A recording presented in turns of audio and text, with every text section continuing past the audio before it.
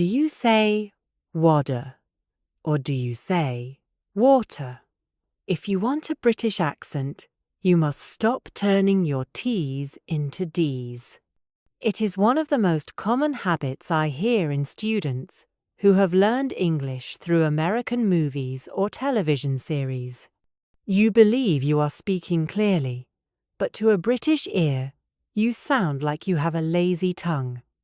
Today, we are going to fix that. We are going to perform surgery on your pronunciation. We are going to remove that American slur and replace it with a crisp, articulate, and elegant British T. Welcome to this intensive pronunciation training. I am going to be very strict with you today because pronunciation requires discipline. It requires you to move your mouth in ways that feel unnatural at first. You must retrain your muscles. The letter T is perhaps the most important consonant in the British English repertoire. It is the anchor of our accent. It provides the rhythm, the percussion, and the clarity that defines the received pronunciation, or the Queen's English. If you master the T, you are halfway to sounding like a native of the United Kingdom. If you ignore the T, you will always sound American. Let us begin by identifying the problem. The enemy of the British accent is what linguists call the alveolar tap, or the flap T. This is the American way. In American English, when a T appears between two vowels, such as in the word water, or better, or city, the speaker does not pronounce a T at all. They tap the tongue very quickly against the roof of the mouth. It sounds almost exactly like a D. Listen closely to the American pronunciation. WADA, bedder, city. I am going to the city to buy a better bottle of WADA. Do you hear how soft that is?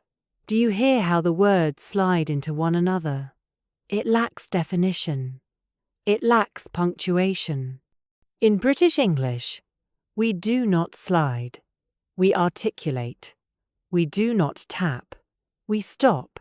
And we release. The British T is known as the true T. It is crisp. It is sharp. It involves a small explosion of air. I want you to put your hand in front of your mouth right now. Do it.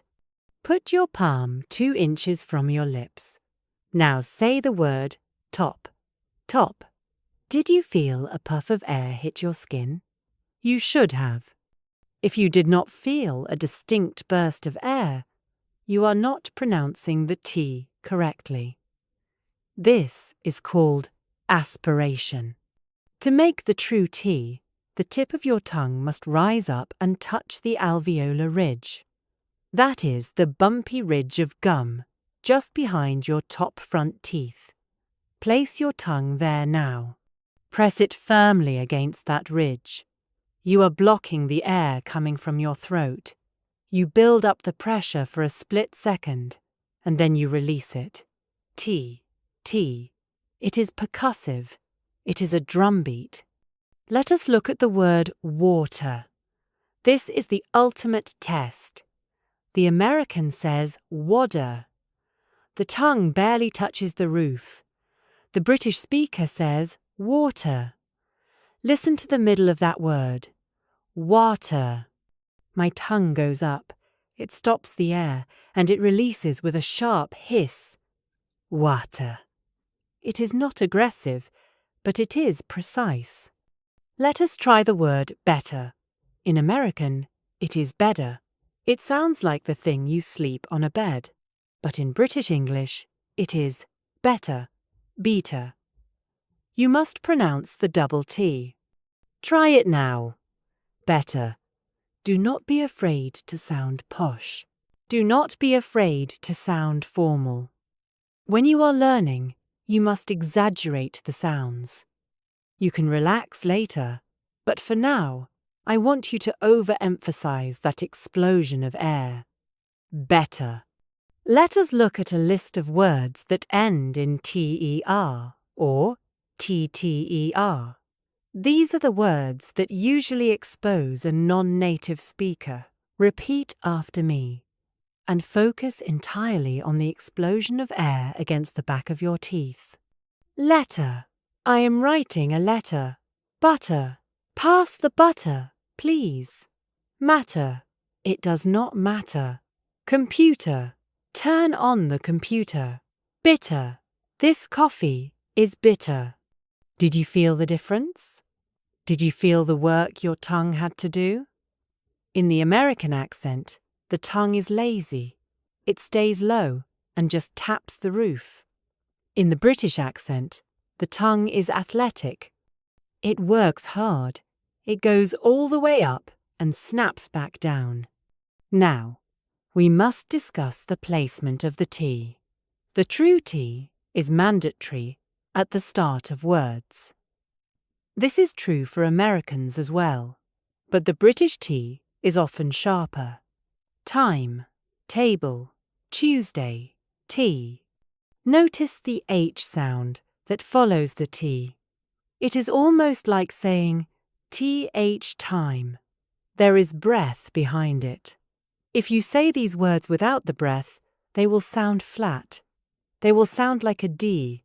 Dime, dable, Tuesday. We do not want that. We want time, table, Tuesday. However, the real challenge, and the secret to sounding British, is keeping that true T in the middle of the sentence. Listen to this sentence. Put it on the table. An American might say, pudded on the table. They turn the T in put and the T in it into Ds. Pudded on. It connects together. A British speaker, specifically one using received pronunciation, will separate these sounds. Put it on the table. Put it on the table. The T's are clear. They act as boundaries between the words. We do not run our words together as much as Americans do.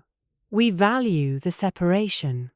Now, I know some of you who are advanced students are thinking, but wait, I have heard British people swallow their T's. I have heard British people say wa-er instead of wa-ter. You are correct. This brings us to the glottal T. The glottal T, or the glottal stop, is a very common feature of British English. It is not American. It is distinctly British. However, you must use it carefully. If you use it too much, or in the wrong places, you will sound like you are trying to speak Cockney or estuary English, which may not be your goal if you want a neutral, professional accent. A glottal stop happens when we close the vocal cords in the throat to stop the air, instead of using the tongue. We cut the sound off. It sounds like a catch in the throat.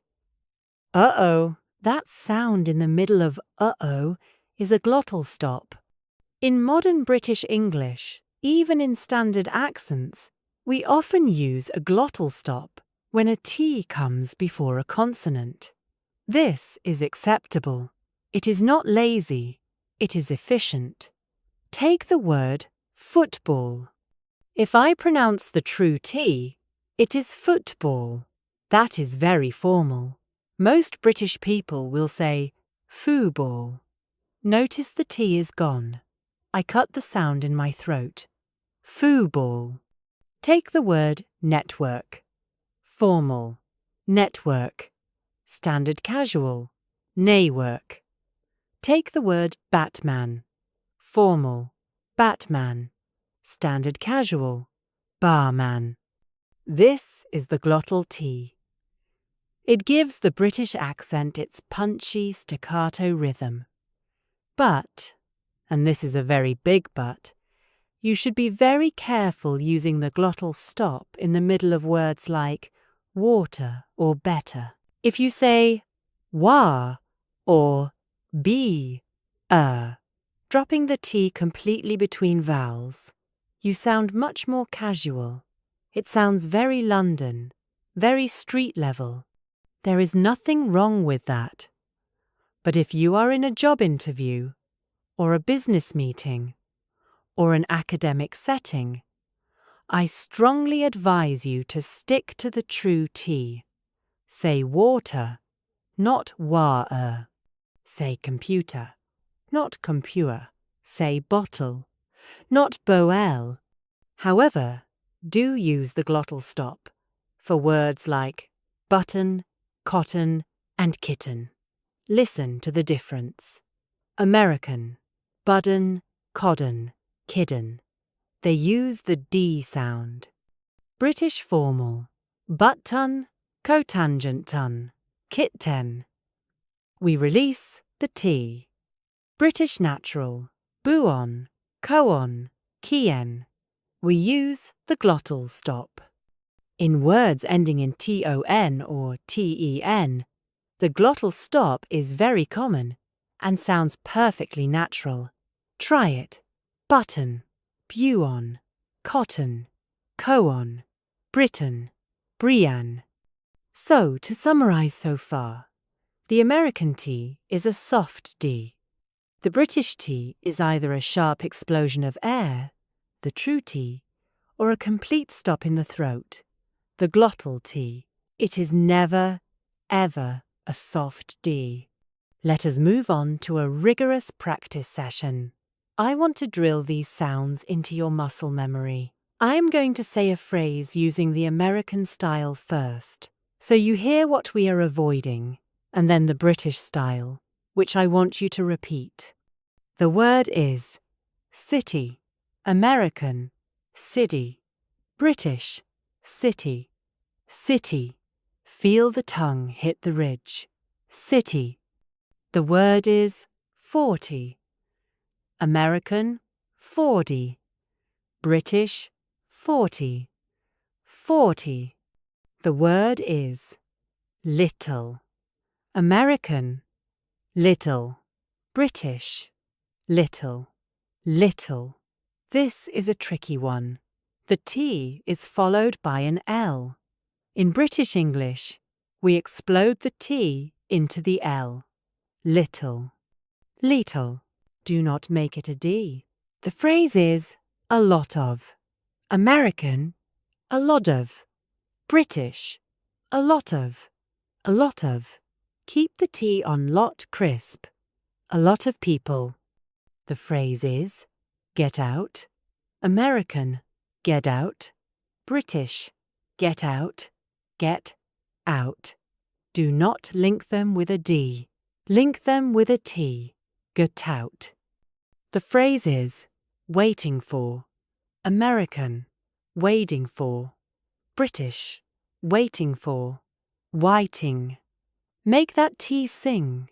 Waiting. Now, let us try some full sentences. I want you to shadow me. I will leave a space for you to speak. Do not whisper. Speak properly. It is better to be late than never. Can I have a bottle of water, please? The computer is sitting on the bottom shelf. I wrote a letter to my daughter. It is a pity about the weather. Put the kettle on for tea. Excellent. Now, there is one more secret component to the British T that you might not have realized. It is not just about the T itself. It is about what comes after it. If you pronounce the T perfectly, but you pronounce the rest of the word like an American, you will sound very strange. You will sound like a hybrid. We need to talk about the bonus tip, the silent R. In the words we have been practicing, water, better, letter, computer, the T is in the middle. But look at the end of the word. In American English, the R is strong. Water, r. Better. Letter. This is called a rhotic accent. The tongue curls back to make the R sound. In standard British English, we are non-rhotic. This means we do not pronounce the R at the end of words. Instead, we use a sound called the schwa. It is a soft sound. So, when you are practicing your true T, you must also practice your silent R. It is not water, it is water. The T explodes, and then the mouth relaxes completely.